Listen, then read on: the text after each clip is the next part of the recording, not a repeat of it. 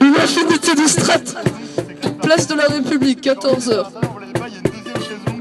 Quand je suis sorti de la maison, il y avait le reste du monde qui tourne au quotidien dans cette journée immolée dans une onde grise et humide. On est sortis un par un, en descendant chacun les marches de la porte d'entrée qui aboutit dans le jardin. L'étudiante assise avec les deux putes lorsque je suis arrivé lisait toujours du putain de Derrida. Elle distribuait des cagoules. Faire sortir tout le monde a pris un certain temps, et Donald fut le dernier. Il ferme la porte derrière lui.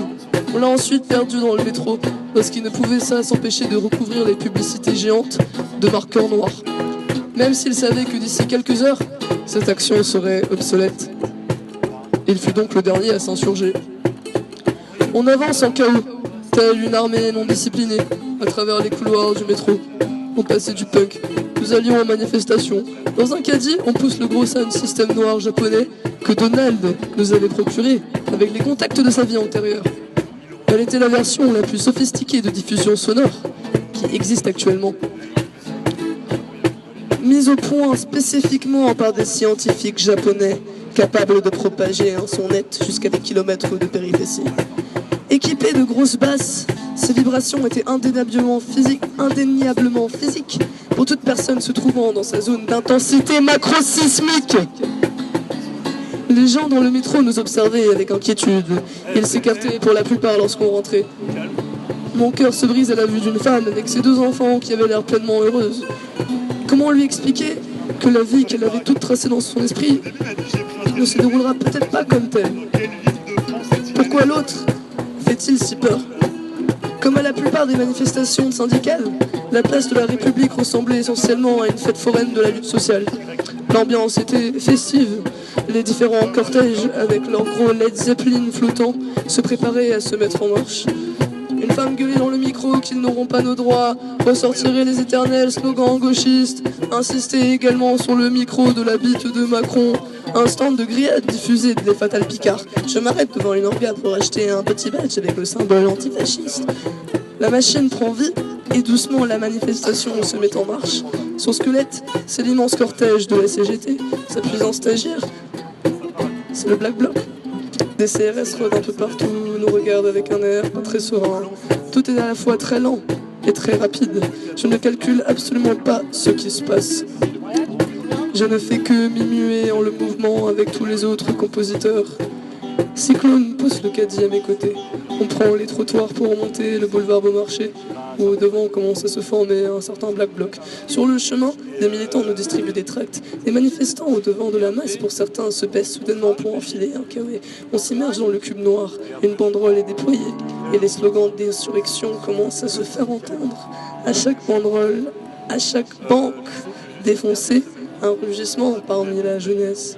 Ils ont trop prisé de vitres à coups de marteau et de pied, trop recouvert les caméras de surveillance de bombes rouges, trop lancé de fumigènes à l'intérieur des banques. Un peu avant Bastille, une myriade de CRS nous attend en ligne. Mon groupe commence à soulever le sound system pour le mettre sur mon dos. Une personne cagoulée est en train de m'attacher les dernières bretelles sur le corps. Elle lève les yeux et je reconnais le regard écarquillé et statique de Donald qu'on avait perdu, animé par une étincelle pétillante. Encore quelques minutes. La respiration effrénée de Bisma sur mon cou en sueur. Elle ne s'était pas cagoulée. On avance juste derrière, juste quelques mètres de plus, et les premiers ordres du mégaphone me disent de reculer. La tension dans le Black Bloc monte chromatiquement, les muscles se resserrent. Un dernier instant de vide et je commence à marcher vers une zone vide qui sépare l'autonomie de l'autorité automatique. Je franchis la frontière du Black Bloc, des journalistes indépendants circulent sur le No Man's Land et prennent la scène en photo. Maintenant, je flotte jusqu'à l'épicentre, au loin des cris de chaque entité qui semble de me dire d'arrêter. Une main se glisse à l'intérieur de ma poche et en ressort l'iPod. Quelques ultimes manipulations. Je tombe sur le morceau et j'appuie sur play. Une explosion sonore par un nom et prénom créé si douloureusement dans le microphone retentit à travers l'espace. Les CRS sont éjectés en arrière, ils tombent violemment contre le sol bétonné. Ces deux mots qui sont une identité sociale sont ouverts et fondus dans l'introduction d'une musique grave. Une fois de plus, des ondes alpha diffusées dans toutes les directions. À nouveau le battement des tambours. Je ne peux pas décrire la musique par les mots. Il s'agit de l'écouter pour l'entendre. Alors que le monde est figé, nous ne sommes encore jamais allés d'autant vers l'avant.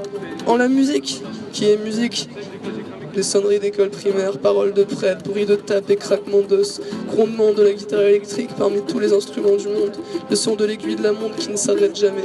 Cri de peur, orgasme, grognement de porc, le cri de bavon posé sur la plage, le rire du bavon posé sur la plage de la postiche ultime.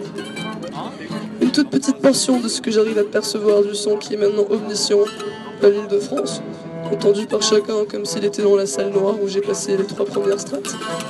Un séisme fait vibrer la réalité et tous les écrans de télévision se fissurent parmi les rayons si particulièrement puissants de la musique de l'Apocalypse qui les traverse. Le peutri est glace.